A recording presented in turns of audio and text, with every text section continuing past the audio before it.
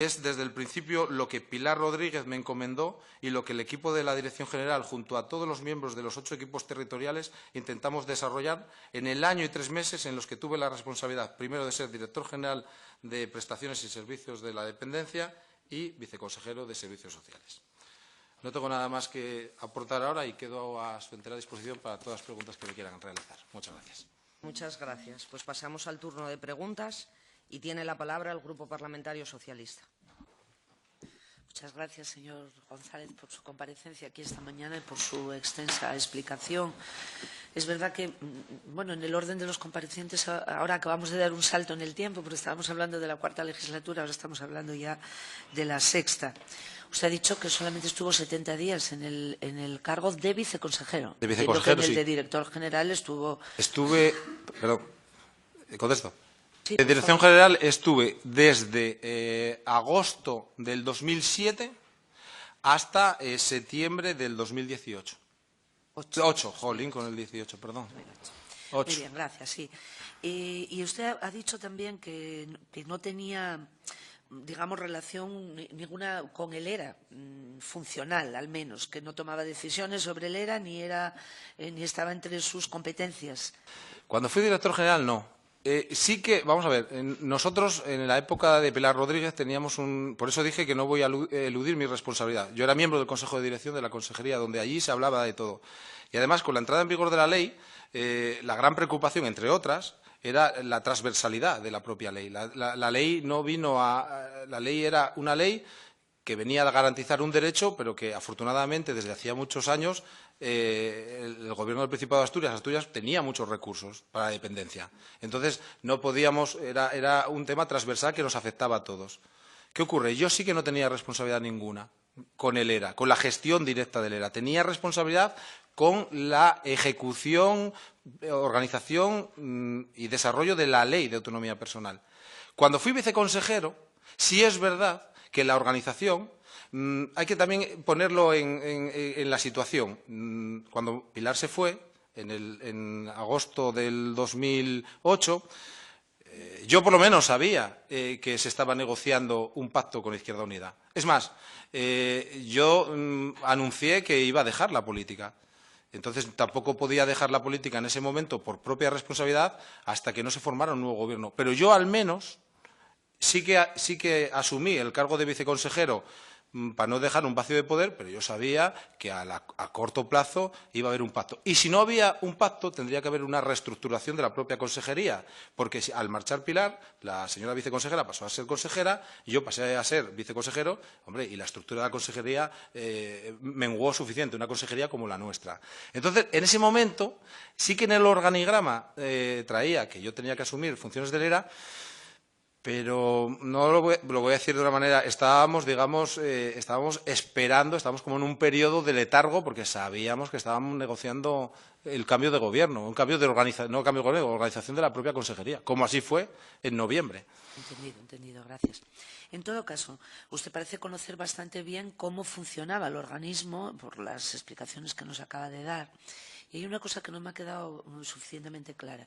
En el momento en que usted estaba con la responsabilidad de viceconsejero, aún no se había dictado el decreto que, digamos, transponía, por decirlo de alguna manera, la normativa de la Ley de Dependencia a las circunstancias particulares de la comunidad autónoma. Esto fue o muy recientemente cuando usted llegó. ¿Cómo se organizaban las liquidaciones? ¿Cómo se hacían los contratos en las admisiones?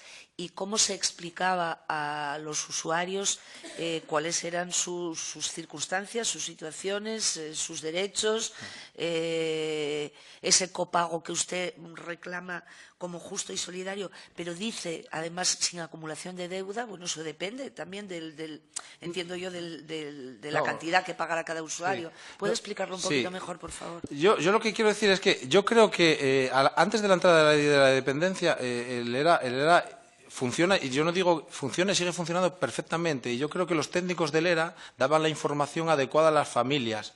¿Qué ocurrió aquí? Entró una ley que garantizaba un derecho universal, con una información, muchas veces, y desde la Consejería yo les puedo decir, y los técnicos de la Consejería, hicimos un esfuerzo sobrehumano para hacer informaciones. Yo, desde que me convocaron, estuve revisando agendas, yo di más de 100 charlas en asociaciones de vecinos, en sindicatos, en la Iglesia, estuve hasta en la Iglesia de la Camocha dando una charla multitudinaria para informar, en ayuntamientos, para informar qué era la ley. Porque había también una desinformación general y muchos bulos, que te daban dinero, que no, la ley venía a garantizar un derecho. ¿Qué ocurrió en el ERA? Pues en el ERA nosotros planteamos que el ERA, lógicamente, tenía que ser una herramienta muy potente para dar los servicios de la dependencia. Los servicios, porque la ley garantizaba servicios. Después es verdad que cuando no éramos capaces a crear servicios, porque no se crean a la misma velocidad, había las prestaciones que venían a sustituir provisionalmente los servicios. ¿Pero qué ocurría? Que nosotros entendíamos que al sistema, que en este momento se accedía a través de la ley del anciano, tendríamos que introducir que los usuarios entraran por la ley de dependencia. ¿Y cómo se hacía por la ley de dependencia? Pues que solicitaban un recurso, solicitaban digamos, el grado y nivel de dependencia, el reconocimiento de la dependencia en los ayuntamientos, se valoraban los equipos técnicos y se hacía todo ese proceso. Ese proceso, que ya uno tenía que presentar la documentación económica y su situación económica, nosotros entendíamos que cuando se negociaba el PIA, el señor se le entregaba una carta y se negociaba con él los equipos territoriales diciéndole, en función del servicio, en función del nivel de dependencia y en función de su capacidad económica, si va a una residencia tiene que copagar tanto. Y como derecho universal de ciudadanía no cabía la deuda, se copagaba. ¿Qué ocurre? Que es verdad que había muchas personas que ya estaban en el ERA, por la ley. Entonces intentamos hacer una pasarela. ¿Por qué intentamos hacer una pasarela? Pues primero, para homologarles un sistema universal y garantista. Segundo, porque nosotros cobrábamos, la Administración regional cobraba de la nacional en función de las personas que estábamos prestándoles un servicio, y era una injusticia, y yo tengo recortes de prensa, era una injusticia que otras comunidades autónomas les hubieran homologado los residentes anteriores y Asturias no, por ejemplo. Y nosotros hicimos un esfuerzo sobrehumano para volver a valorar a todos los residentes que ya estaban en una prestación anterior a la ley porque eran dependientes.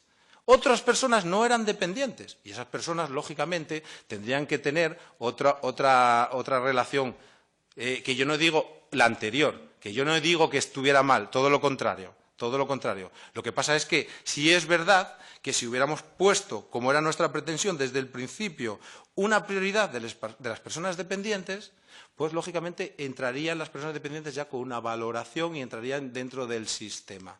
Que insisto, que no era fácil. Ahora yo lo cuento muy fácil, yo estuve dentro, las familias tenían que autorizar la valoración, o los residentes, y mucha gente ya tenía plaza, mucha gente tenía miedo también a decir, oye, ¿por qué ahora yo tengo que hacer otra vez otra solicitud? Nosotros en la consejería teníamos un volumen de unos 20.000 solicitudes.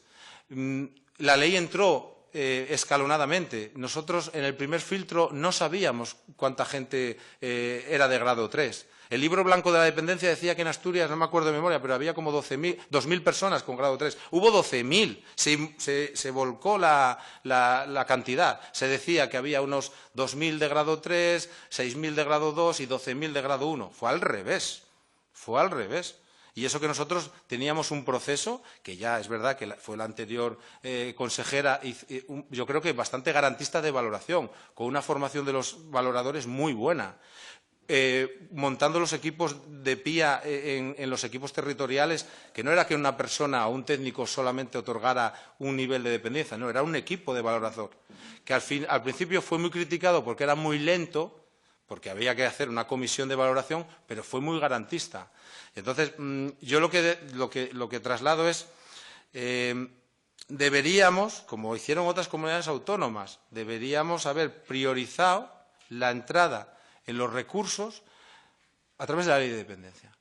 Porque ya habíamos montado el sistema, un sistema de valoración y un sistema de, sobre todo, que es algo que nos atañe económicamente, un sistema de copago. Y aquellas personas que tuvieran derecho por la ley, Lógicamente, no cabía otra forma, no tendrían por qué pagar el 100% de la plaza, tenían que pagar el porcentaje de copago que les correspondería en función de su nivel de renta, bueno, nivel económico.